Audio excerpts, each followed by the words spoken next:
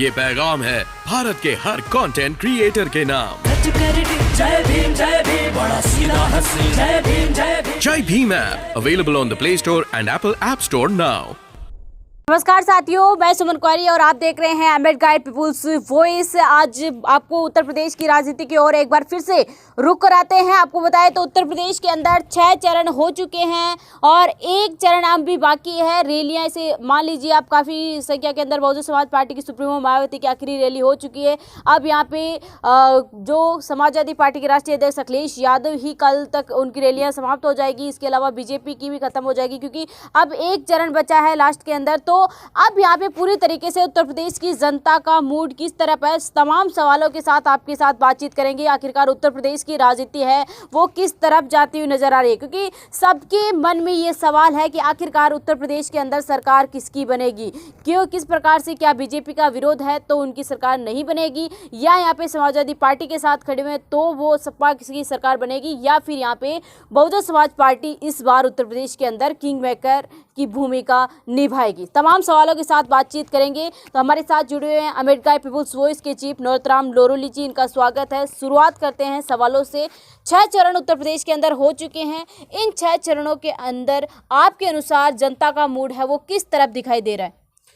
उत्तर प्रदेश के अंदर विधानसभा को जो चुनाव हो चाहे लोकसभा के हो, उत्तर प्रदेश को मान्यवर साहब काशीराम जी राजनीति का रसायन कहते थे। उन्हें कहते थे कि केमिस्ट्री है, ये राजनीति की प्रयोगशाला है। यहाँ पर आपको बता दें कि हर जाति मजहब मिल जाती है, छोटी से छोटी जातियाँ बहुत बड़ी संख्या में है और यहाँ पर दल भी इतने ज़्यादा है। तो इस तरीके से देखें तो इसे केमिस्ट्री कही जा सकती है। कई जगहों पर जातियों का हावी है तो कई जगहों पर पार्टी हावी है, कई जगहों पर क्षेत्र हावी है तो कई जगहों पर बाहुबली हावी है। तो ये मतलब उत्तर प्रदेश में ऐसा है जैसे राजस्थान, मध्य प्रदेश, गुजरात में सीधा होता है बीजेपी वर्सेज कांग्रेस। तो आप सामने, आपको बता दें कि आमने सामने का चुनाव होता है, दूसरा कोई नजर नहीं आता। लेकिन उत्तर प्रदेश में अलग माहौल है।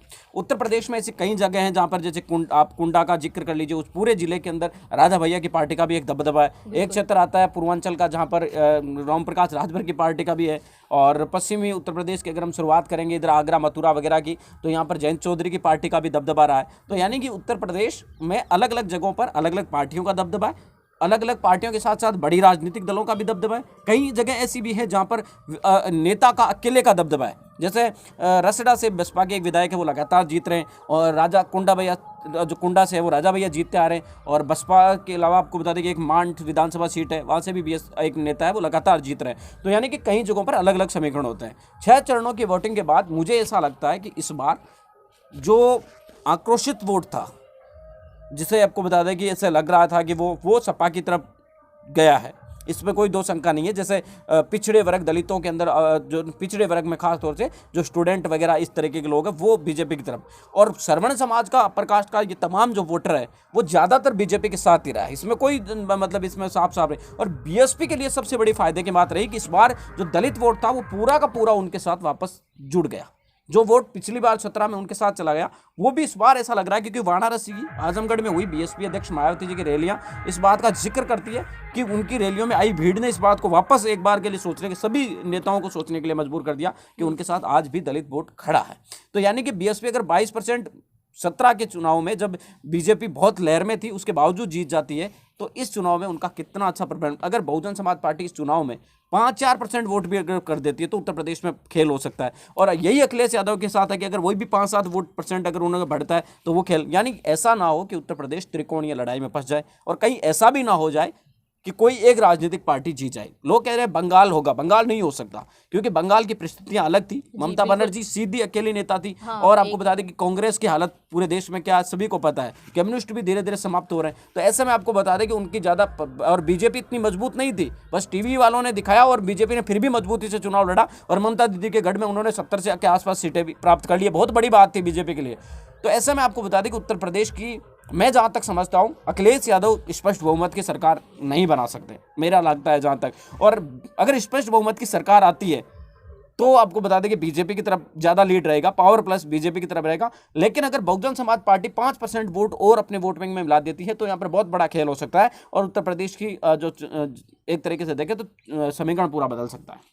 बिल्कुल। तो उत्तर प्रदेश के अंदर 6 चुनाव जो चरण के हैं, चुनाव हो चुके हैं। इसी बीच आपको बताने की कोशिश करें तो जिस प्रकार से अभी बात की कि उत्तर प्रदेश के अंदर कहीं ना कहीं जो अपर कास्ट के लोग हैं, जो ब्राह्मण समाज है, ये भी इस बार बीजेपी का एक तरफा नहीं, लेकिन जो मुद्दे विपक्ष ने उठाने की कोशिश की है, जैसे विकास दुबे ले लीजिए, आप खुशी दुबे ले लीजिए, यहाँ पे विपक्ष है वो कोशिश की है विपक्ष ने कि जो बाकी जो ब्राह्मण समाज है वो भी उनके साथ आए, बीजेपी को ज़्यादा से ज़्यादा नुकसान पहुंचाने की। तो क्या ये मुद्दे हैं वो देखने को मिले बीजेपी के खिलाफ? नहीं, मुझे ऐसा लगता है कि जहाँ से विकास दुबे कोई साधु संत या महात्मा तो था नहीं कि जिसकी वजह से भाई वोट प्रभावित हो जाएंगे। और खास तौर से जो हाँ, ऐसा नहीं है कि भाई ब्राह्मणों का वोट सपा को नहीं मिलेगा या बसपा को नहीं मिलेगा, मिलेगा, बिल्कुल मिलेगा। क्यों मिलेगा? इसका पीछे कारण है कि कई जगहों पे जैसे सपा ने ब्राह्मण प्रत्याशी दिया तो उसकी जात बिरादरी के लोग, आसपास के लोग हैं, वो वोट करेंगे। यही बसपा के साथ है। और बात यह है कि ऐसा तो ये भी है कि दलितों के वोट भी सपा को जाएंगे, बीजेपी को जाएंगे, लेकिन 100% नहीं कह सकते। जैसे यादव, ज़्यादातर ऐसा ही माना जाता है कि भाई ज़्यादातर यादव है जो सपा की तरफ जाते हैं, दलित पिछड़े आदिवासी है वो जो बैकवर्ड क्लास है वो बीजेपी बसपा की तरफ आती है, और आपको बता दें कि अपर कास्ट है वो बीजेपी की तरफ जाती है। बाकी का जो नॉन पॉलिटिकल समाज है जो इतना बड़ा न तो उनके पावर, लेकिन वो यहाँ पर उत्तर प्रदेश में करता। उत्तर प्रदेश में ज़्यादा कोई खेल नहीं है। उत्तर प्रदेश में इतना सा खेल है कि बीएसपी अगर 10% वोट ले आती है तो 22-23% पिछला वोट और 10% मिलाकर आप 33% होता है, सरकार बना सकती है। बीएसपी ने पहले भी 30 में बनाई है। यही अखिलेश यादव का है कि अखिलेश यादव का पिछला वोट और उसमें अगर आपको बता दें कि 13-14% वोट वो मिला देते तो वही 30-32%।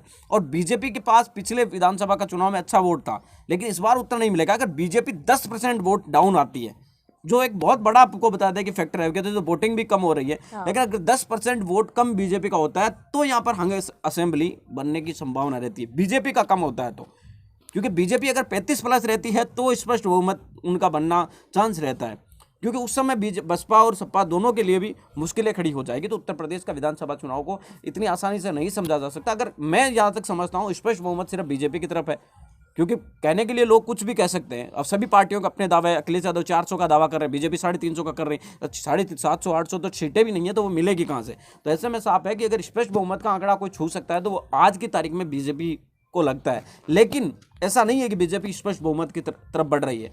बसपा और कांग्रेस के निर्णय पर बहुत कुछ फैक्टर करेगा, क्योंकि कांग्रेस ने भी पिछले चुनाव के मुकाबले इस बार अच्छी मेहनत की है। हाँ, ये कई ऐसी सीटें हैं जहां पर कांग्रेस प्रभावित कर सकती है। अगर आपको बता दें कि ऐसी कांग्रेस चाहे भले ही 10 सीटें 5 सीटें ले आए, पिछली बार भी 7 लेकर आई थी, 6 लेकर आई, चाहे वो 10 सीटें भी लेके आए, लेकिन बीजेपी को कितना डैमेज करती है, क्योंकि कांग्रेस का वोट भी ऐसा नहीं है दलितों का, पिछड़ों का है, लेकिन उत्तर प्रदेश की परिस्थितियां अलग है। उत्तर प्रदेश में दलित पिछड़े बसपा के साथ है, उनको वोट पिछड़े वर्ग है वो समाजवादी पार्टी के पास जा सकता है। तो ऐसे में आपको बता दें कि अपर कास्ट का ही वोट कांग्रेस पार्टी काटेगी। तो जितनी कांग्रेस वोट लेकर आएगी वो भी एक बहुत डिसाइड फैक्टर होगा, जिसको आपको बता दें कि लोग समझ नहीं पा रहे हैं, क्योंकि उत्तर प्रदेश में कोई ज़्यादा इतना बड़ा नहीं है। कुछ सीटों को छोड़ दो, बाकी 5-4 हज़ार, 10,000, 5-10 भी बहुत हो जाता है, 500, 1000, 2000 इस तरीके की वोटों से हार जीत होती है। तो यहाँ पर जो जातियाँ हैं उनका बहुत बड़ा फैक्टर रहता है।